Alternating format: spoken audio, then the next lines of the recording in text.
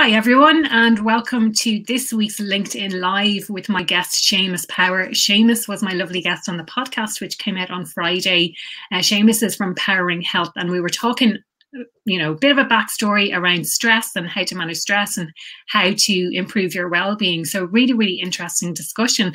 You're so welcome, Seamus, to this LinkedIn Live. Do you want to tell people a little bit about yourself? Yeah, thank you. I'm delighted to catch up again, and I really enjoyed the conversation we had as well. I lived the busy lifestyle experience. I guess that's where Powering Health came from about 3 years or so ago. Was really from my own personal experience of living a very, very busy modern lifestyle of the four big pillars, as I call them, which is the diet, the exercise, stress, and sleep.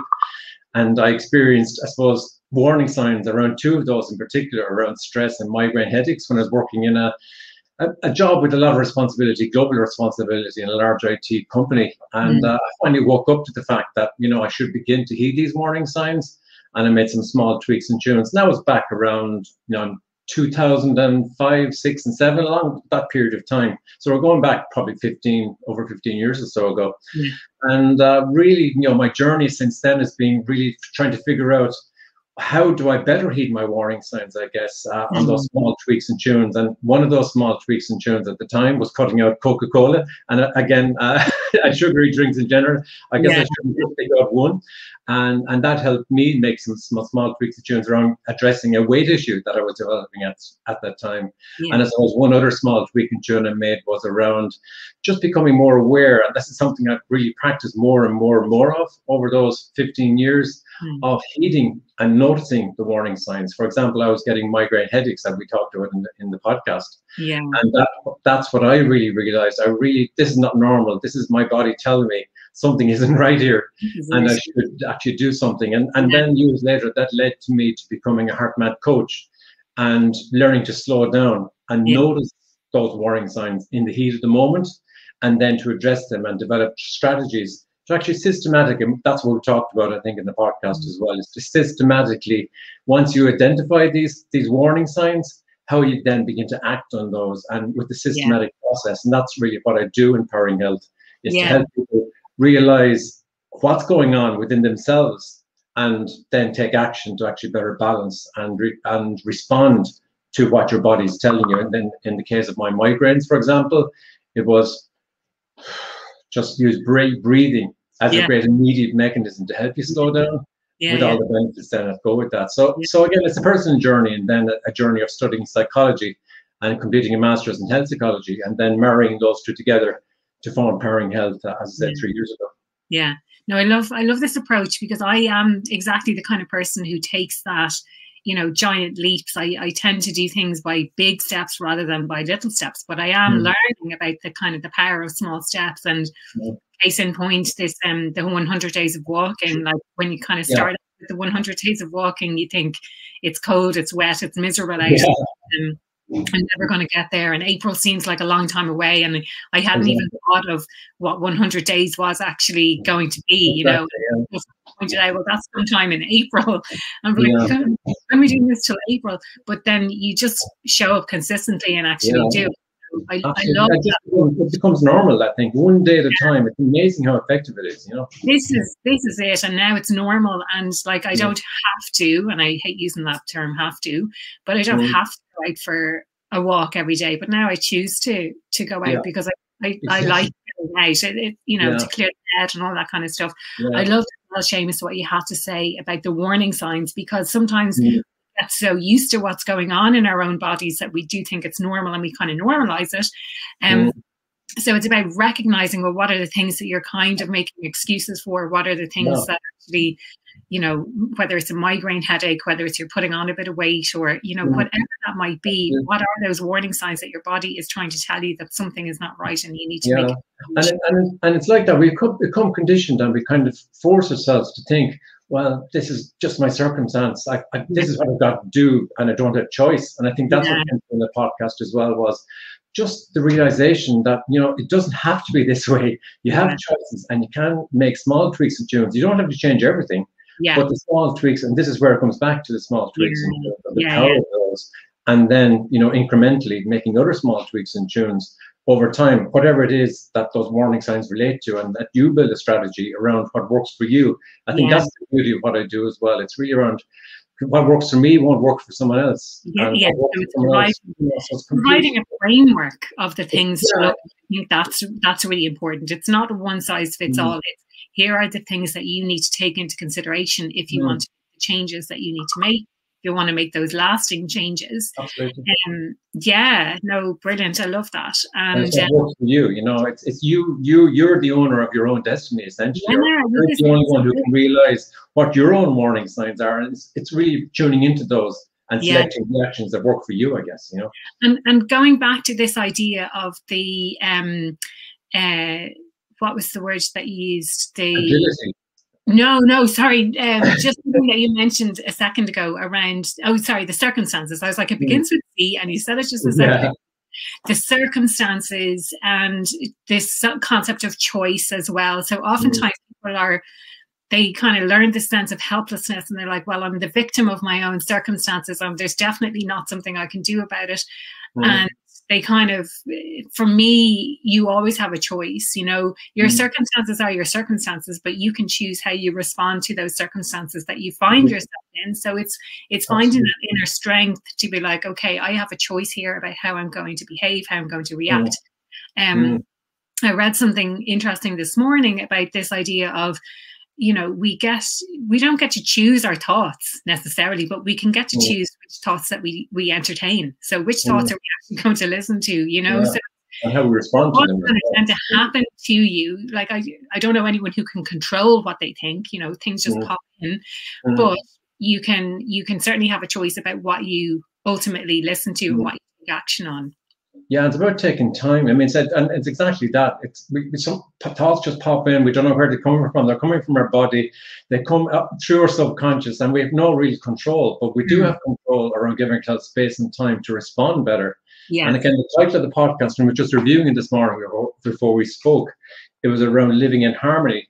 But in brackets, we could put after that, living in harmony with ourselves and with others. And I think that's the secret, basically, of in responding and understanding where these thoughts are coming from, giving yourself time to actually really, I suppose, without going over the top of analyzing it, but we can't analyze every thought that's coming to us, but giving ourselves a practice of beginning to slow down, to give ourselves a chance, at least, of beginning to actually interpret and gather some of these thoughts and not become overwhelmed. Because I think that's part of the secret, I think, is actually giving yourself space and time to actually process all the stuff. I think just noticing what's coming up for you, having that sense of awareness. Caroline has commented, great conversation. We are not our thoughts. Love that, Caroline. Thank you. Thanks so much for we are not our thoughts, but you know, oh God, we could get very philosophical on this, you know, who's the thinker of the thoughts that you have, and, you know, maybe save that for another day. But some really practical information as well that you shared on the podcast. Do you want to kind of touch on some of the points that you made as well? Yeah, I think initially I have a couple of points here that I had written down before the session today. I've mentioned some of them already. I think about the power of slowing down and the power of choice and the clarity of mind that comes with that. So we get ourselves in, you know, going back to the discussion we just had around our emotions, our thoughts, and how busy we can become and how overwhelmed we can become by some of those thoughts and those emotions. And even the power of taking a deep breath. Even now in this moment, I have a tendency sometimes to really jump into it because I'm so enthusiastic and passionate about this whole area. Yeah. But even the power of just a long, slow, deep breath, and the clarity and the additional kind of sense of calm that provides. Just a matter of seconds, honestly. It's amazing. And it's a matter of helping people to realize that this is a great pathway to helping you when you're feeling overwhelmed. In the heat of the moment, within a couple of seconds, you can have a lot more clarity. And imagine if you keep that going for 10, 15, 20 seconds, or even take what I call now a benefit break. You know, so it doesn't have to be breathing. It's developing a break that works for you. So whether it's stretching your arms, whether it's just going for a walk around the room, just getting away from exactly. So I think that's the secret is identifying, and it's back to awareness, and then triggering whatever works for you, whether it's getting up and having a walk, taking a few deep breaths, and whatever works for you. It's a matter of that iterative process we talked about on the podcast as well. What works for you? And I think that's really powerful to help you get into that space of responding better, I guess, when you feel and notice these warning signs cropping up, I guess.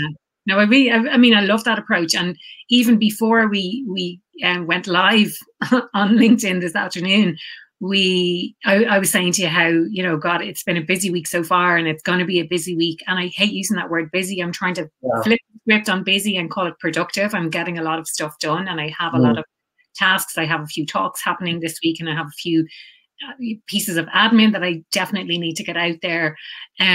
So yeah, like based on this conversation now, it's like, okay, so after we go live, I'm going to take that time and do a bit of breathing and do some meditation or something like that, just to bring it back to myself, because I do even feel right now that sense of overwhelm that I get when I know I have a lot of things to do.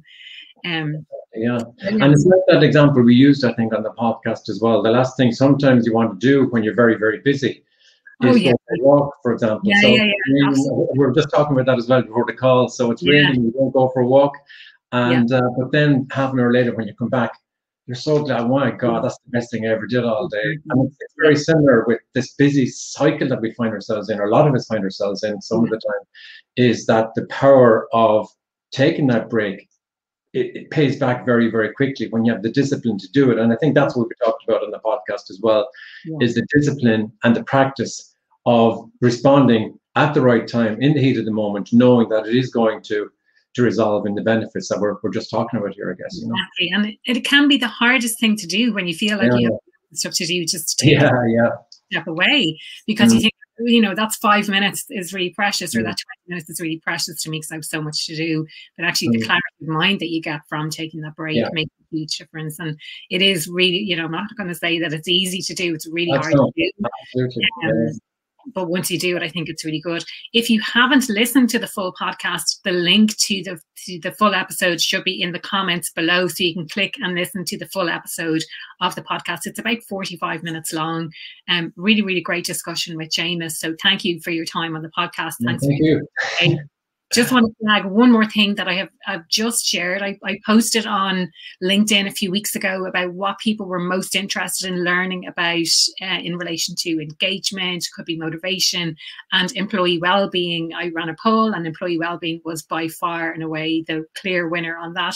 So I have set up a survey for remote working employees to understand more about how well-being relates to employee engagement. So I would love, if you're a remote working employee, if you could take the time to fill out that survey. You'll find it in my profile if you go and have a look there, and I will continue talking about it for the next couple of weeks as well, to make sure I maximize the responses and make some solid recommendations to companies to see what they can actually do to address employee well-being at this time. Okay, I'll pop in and do that later myself as well. Thanks so much. And thank you everyone for tuning in live. If you're watching the replay, feel free to comment below, and myself and Seamus will see the comments as they pop up. So thank you everyone for tuning in today. Thanks, Aoife.